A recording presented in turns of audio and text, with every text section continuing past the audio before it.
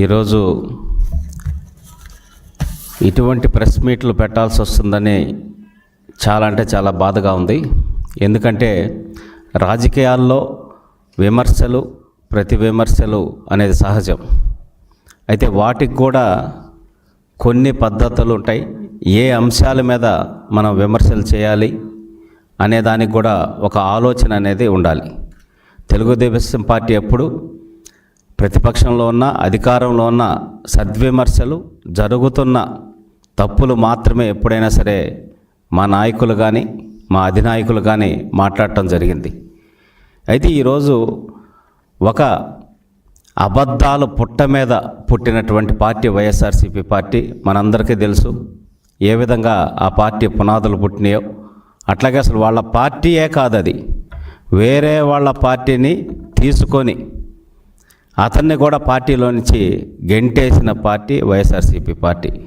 అంత ఒక దుర్మార్గమైన ఆలోచనలతోటి ఉన్న నాయకత్వం ఉంటే ఆ నాయకుడు కానీ ఆ జగన్మోహన్ రెడ్డి కానీ వాళ్ళ పార్టీలో ఉన్నటువంటి నాయకులు ఏ విధంగా ప్రవర్తిస్తున్నారో మనం చూస్తూ ఉన్నాం.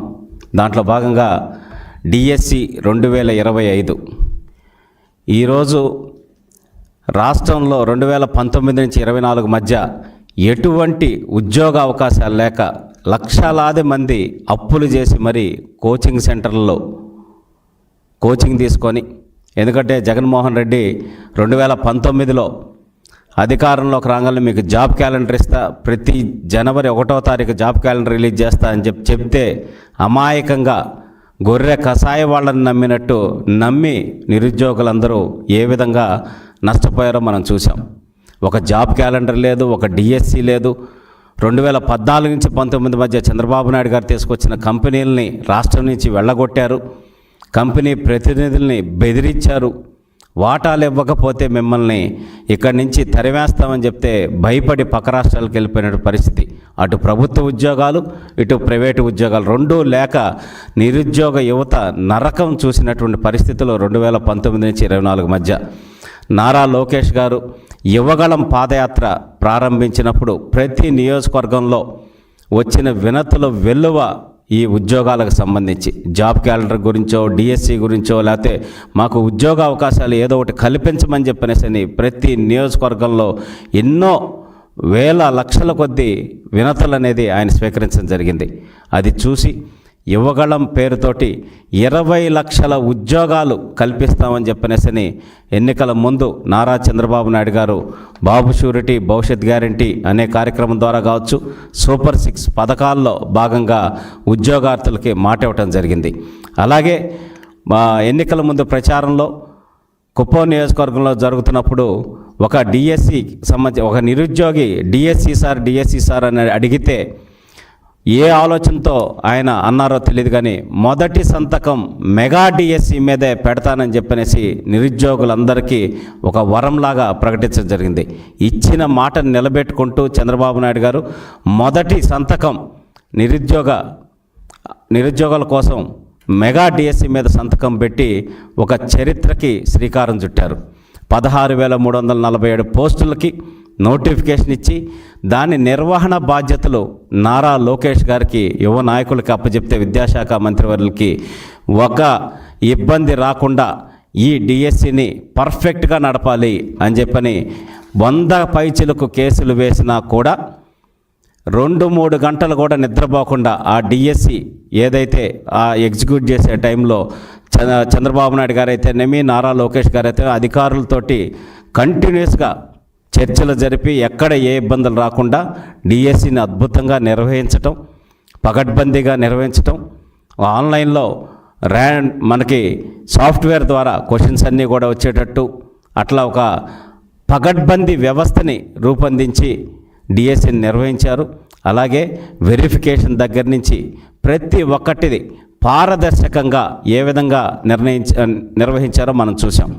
ఎక్కడ ఒక్క ఇబ్బంది లేకుండా ఎవ్వరికి ఏ సమస్యలు వచ్చినా గ్రీవెన్సెస్ వచ్చినా వాటికి సంబంధించి ఓపెన్ ప్లాట్ఫామ్లో పెట్టి వాటన్నిటిని కూడా డిస్కస్ చేసి 16,000 మందికి ఉద్యోగాలు ఇవ్వటం జరిగింది.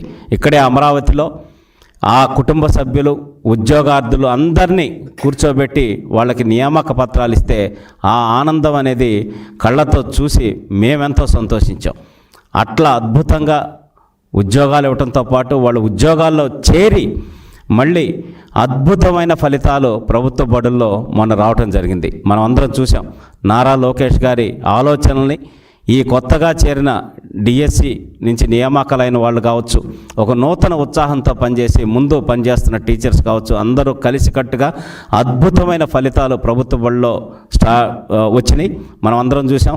ఫస్ట్ టైం న్యూస్ పేపర్లో ఒక ప్రైవేటు విద్యాసంస్థలు ఏ విధంగా అయితే మా స్టూడెంట్స్ ఈ మార్కులు సాధించారని వేస్తారో ఆ విధంగా ప్రభుత్వ బడిలో జరిగినట్టు వాళ్ళందరూ కూడా వేసి అంత అద్భుతంగా చేస్తే ఈరోజు ఆ కడుపు మంటతో ప్రభుత్వ బడులకి మంచి భవిష్యత్తు ఉంది, ఈ టీచర్లు అద్భుతంగా నడుపుతున్నారు, తద్వారా నారా లోకేష్ గారికి, కూటమి ప్రభుత్వానికి, నారా చంద్రబాబు నాయుడు గారికి అందరికీ మంచి పేరు వస్తుంది, పవన్ కళ్యాణ్ గారికి అందరికి కూడా మంచి పేరు వస్తుంది, మళ్ళీ మనకి అధికారం వచ్చే ఆ సమస్య లేదు అని చెప్పనేసి ఆలోచనతో ఆఖరికి కష్టాలు పడి అప్పులు చేసి తినటానికి తిండి కూడా లేకపోతే అన్నదాన కార్యక్రమాలు జరుగుతుంటే అక్కడికి వెళ్ళి భోంచేసి కూడా చదువుకున్న విద్యార్థుల్ని నా కళ్ళతో నేను చూడటం జరిగింది.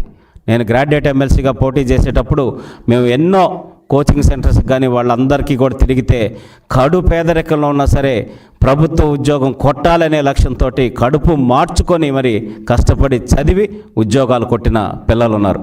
అటువంటి విద్యార్థుల మీద మీ విషం కక్కుతూ ఈ రకంగా వాళ్ళని, వాళ్ళ కుటుంబ సభ్యుల్ని మానసికంగా వేధిస్తున్నారంటే మీరు ఎంత దుర్మార్గమైన ఆలోచనలు ఉన్నాయో ఒక్కసారి ఆలోచించాలి.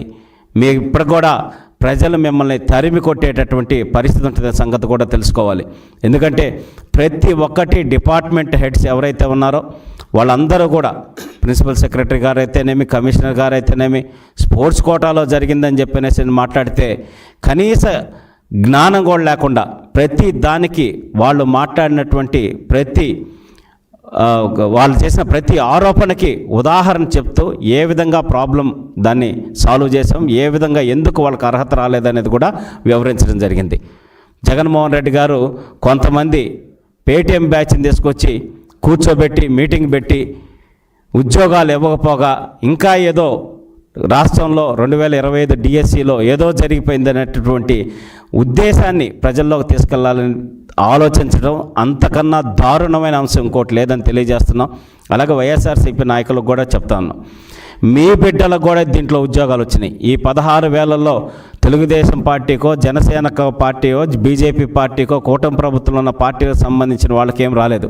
నిరుద్యోగి ఎవరైనా సరే కష్టపడి చదివి రాసిన ప్రతి ఒక్కరికి దీంట్లో ఉద్యోగాలు వచ్చాయి. దాంట్లో వైఎస్ఆర్సీపీ నాకు తెలిసి చాలామంది వైఎస్ఆర్సీపీ నాయకుల పిల్లలకు కూడా ఉద్యోగాలు రావటం జరిగింది. అంటే మీ బిడ్డలు రాసి ఉద్యోగం తెచ్చుకుంది కూడా అవాస్తవమేనా అనేది సందర్భంగా నేను ప్రశ్నిస్తా ఉన్నా. ఇప్పటికైనా ఇటువంటి చౌకబార ఆలోచనలు మానుకొని ప్రజాహితం కోరి సద్విమర్శలు చేస్తూ మీ గౌరవం పెంచుకోకపోతే ప్రజలు ఎక్కడ కనపడితే అక్కడ కొట్టేటటువంటి పరిస్థితి ఉంది. అటువంటి ఉద్యోగాలు తెచ్చుకున్న పిల్లల్ని, వాళ్ళ తల్లిదండ్రుల్ని మానసికంగా ఈ రకంగా హింసించడం అనేది తగదు.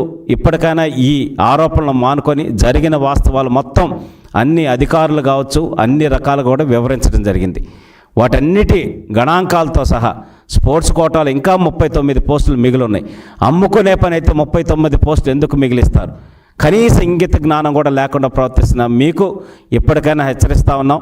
ఇది మానుకోవాలి. 100కు 100% మళ్ళీ ఇంకొకటి 2025 డిఎస్సిని మేము రద్దు చేస్తామని చెప్పేసి కొంతమంది మాట్లాడుతూ ఉన్నారు వైఎస్ఆర్సీపీ నాయకులు. అంటే ఏంటి, మేము వస్తే అది పగలగొడతాం, ఇది దించేస్తాం, నరికేస్తాం, ఆఖరికి 16,000 మంది భవిష్యత్తు ఉద్యోగాలు డిఎస్సిని కూడా రద్దు చేస్తాం. ఇది ప్రజాస్వామ్యబద్ధం. కూటమి ప్రభుత్వం అన్నీ స్పష్టంగా డిఎస్సిని నిర్వహించింది. వాళ్ళకి అండగా నిలబడి ఈ రాష్ట్రంలో అంతా సక్రమంగా జరుగుతుందనేది కూడా ఆల్రెడీ ప్రూవ్ చేయడం జరిగింది. ఇంకైనా ఈ అవాకులు చవాకులు మానుకోవాలని, లేకపోతే భవిష్యత్తులో మిమ్మల్ని తరిమి కొట్టే పరిస్థితి వస్తుందని తెలియజేసుకుంటూ సెలవు తీసుకుంటున్నాం.